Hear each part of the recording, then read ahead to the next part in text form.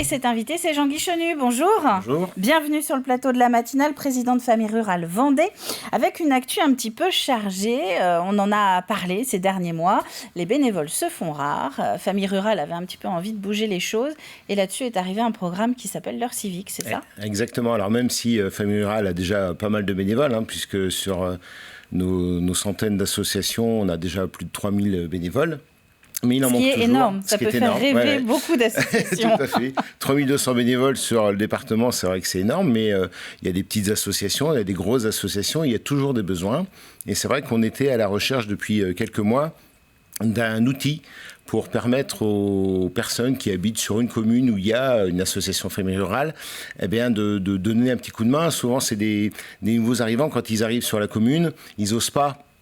Sauf que c'est le meilleur moyen pour faire connaissance avec ses voisins. Mais bon, vous savez, ils sont là depuis longtemps, les bénévoles, donc on n'ose pas y aller. Et puis comment on va être vu si en plus on vient de Paris.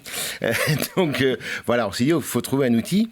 Et puis Isabelle Rivière du conseil départemental est venue nous voir un jour en disant, avec la conférence des financeurs, on a mis un programme départemental qui est l'heure civique, en lien avec Athanas Périfan qui a créé la fête des voisins, qui a créé maintenant Voisins Solidaires et qui a créé donc ce site l'heure civique, qui permet à des gens de leur demander de donner un coup de main 1 heure par mois minimum.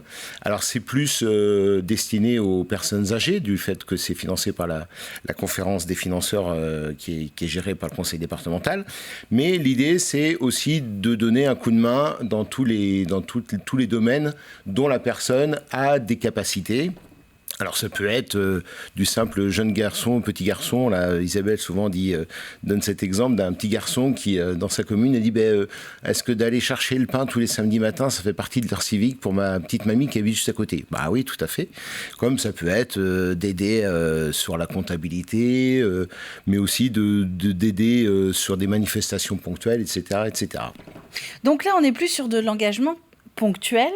C'est ça qui fait peur aujourd'hui aussi, c'est l'engagement à long terme.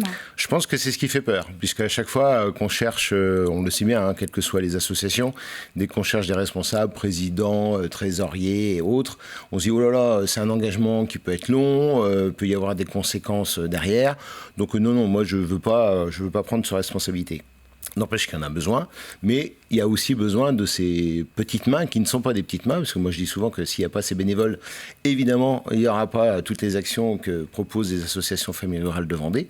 Donc l'idée, c'est vraiment de leur donner un pied à l'étrier, de leur dire venez voir ce que c'est que famille rurale.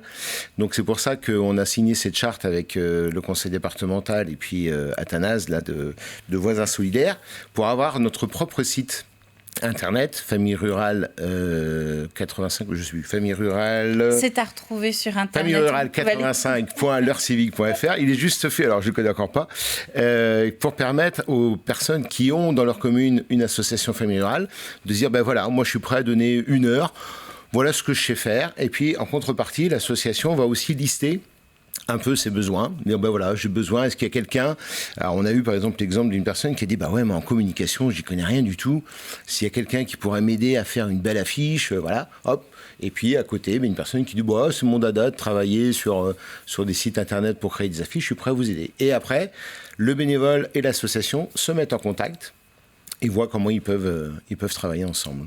Ce qui est pas mal, c'est de donner des idées aussi, parce qu'on peut avoir envie de donner un coup de main sans forcément savoir quoi faire. Exactement, c'est ça. C'est l'idée. C'est moi j'ai du temps.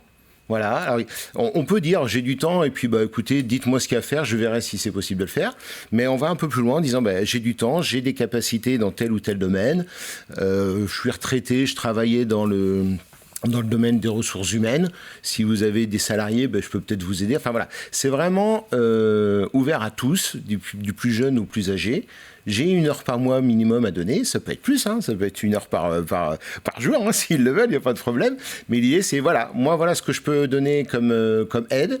Et en face, l'association va aussi lister, de dire voilà ce que nous, on recherche.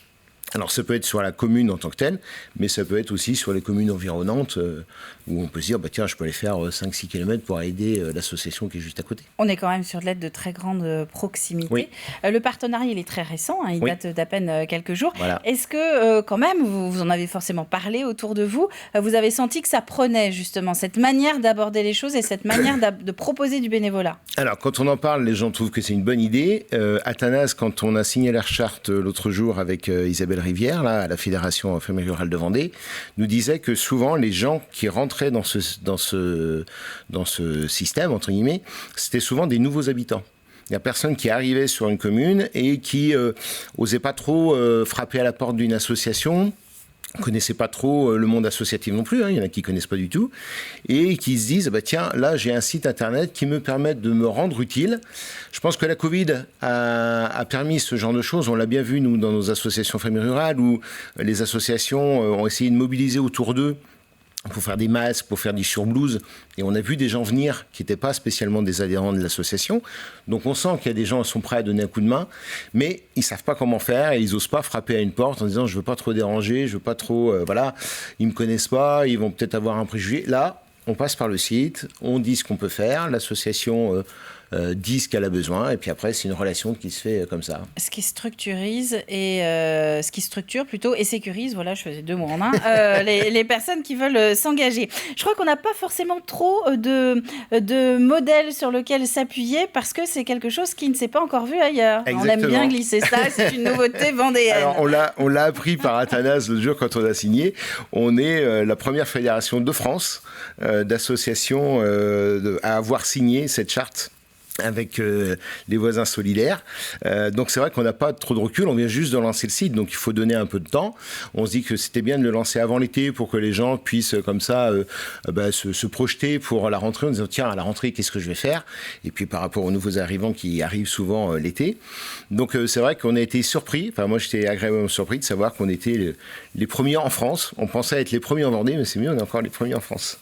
Bon, alors on va donner sur la dernière minute qui nous reste toutes les infos pratiques, vous l'avez compris. Là, c'était Famille Rurale Vendée qui intègre le dispositif de l'heure civique qui existe déjà dans beaucoup de communes de Vendée. Il y a un site internet spécialement créé pour Famille Rurale. Voilà. Soit Jean-Guy se souvient de l'adresse et il nous la redonne tout de suite. C'est famillerurale85.l'heurecivique dans le même mot.fr. Voilà. Pas forcément de CV à prévoir, plutôt à essayer de vous souvenir toutes les capacités que vous pouvez mettre à disposition, tous vos points forts qui peuvent aider un petit peu les voisins, que ce soit du bout de votre rue ou de la commune d'à côté. Là encore, on a compris qu'on est vraiment sur de la grande proximité. Merci Jean-Guy d'être venu nous présenter ce dispositif, donc Famille Rurale qui intègre l'heure civique.